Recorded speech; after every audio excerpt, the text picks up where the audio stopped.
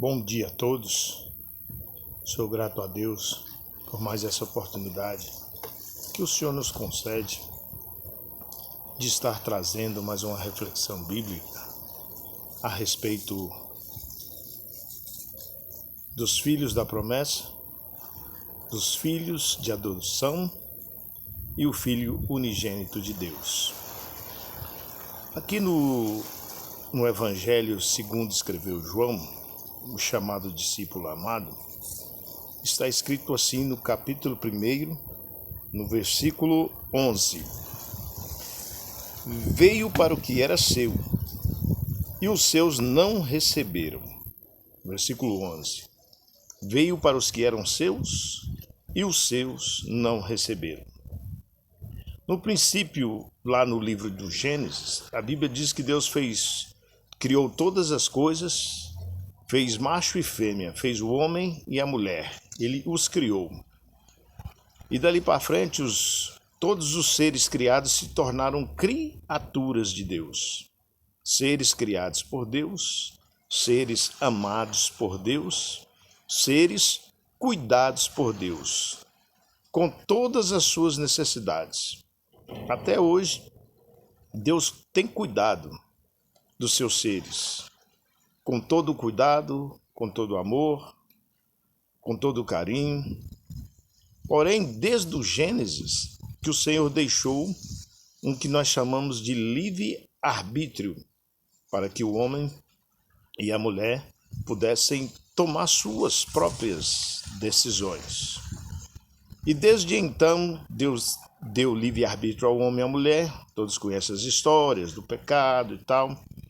Mas quando nós falamos acerca dos filhos da promessa, lá em Ur dos Caldeus, no capítulo 12 de Gênesis, Deus encontra um homem chamado Abrão. E este Abrão, Deus fala com ele, chama ele, faz promessas a ele, fala: olha, Abrão, sai do meio da tua parentela, da casa do teu pai, e eu far-te-ei de ti uma grande nação. Abrão estava em Ur dos Caldeus, ele provavelmente vendia ídolos como seu pai, ou seja, imagens de escultura, mas Deus tirou ele daquele meio e falou: olha, eu sou um Deus vivo, eu sou um Deus presente, eu sou um Deus que fala, que anda, que ouve, que toca, que cura, que faz milagres. E Abrão sai do meio daquela vida e vai para o deserto.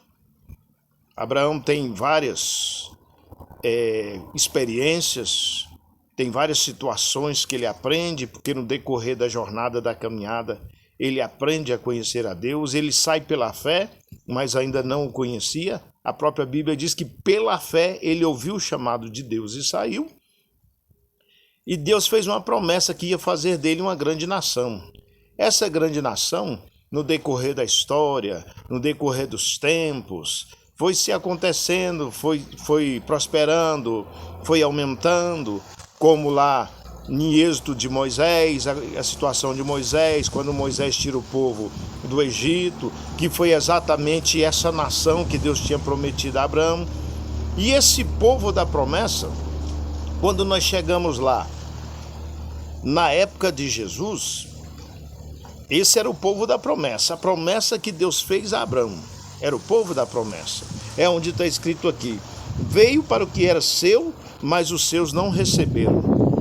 Jesus veio, a princípio, para o povo hebreu, para os judeus, para o povo abrâmico, ou seja, para o povo circuncidado, para o povo separado.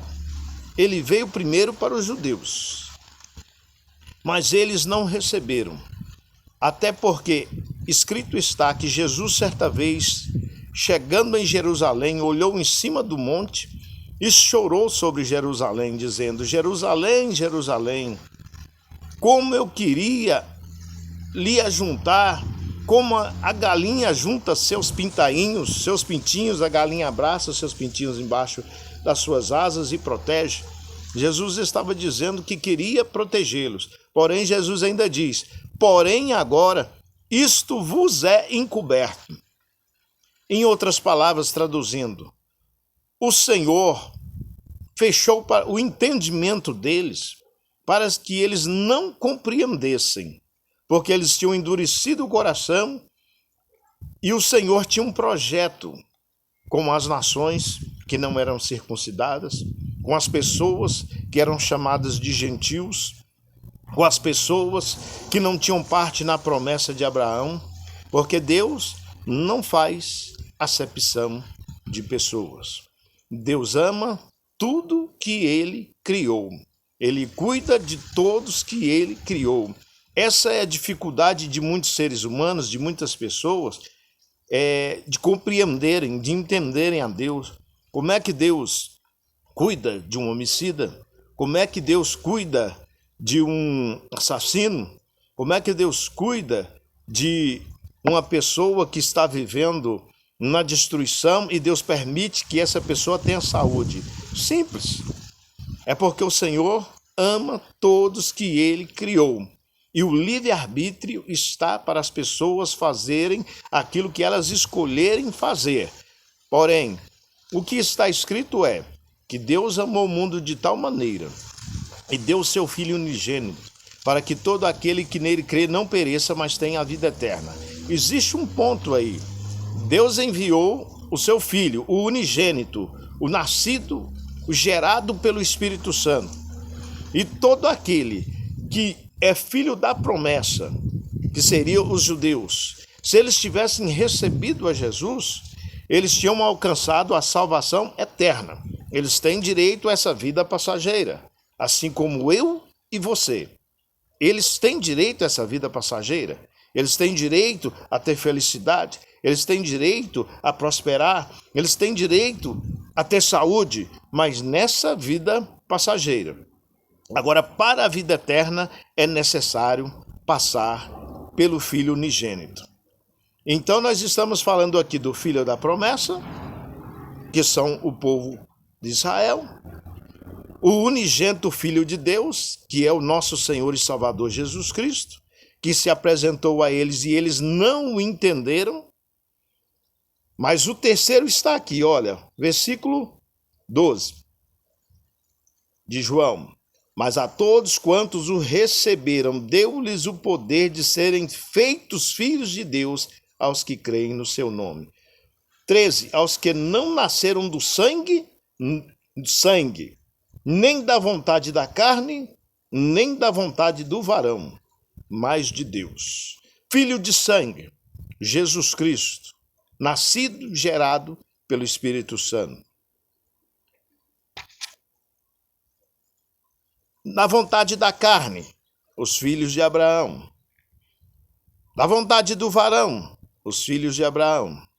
Mas de Deus, da vontade de Deus. Ou seja, aqueles que aceitam a Jesus, aqueles que entendem o amor de Deus, que não quer o homem vivendo só uma vida passageira, mas que tem uma eternidade a oferecer para todo ser humano, que entender que o amor de Deus vai além das coisas passageiras, vai além das coisas deste mundo, vai além daquilo que você pode praticar nesse mundo.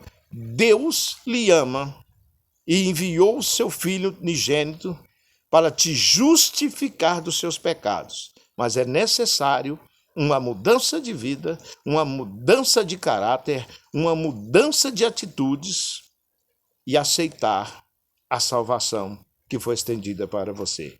Deus lhe abençoe.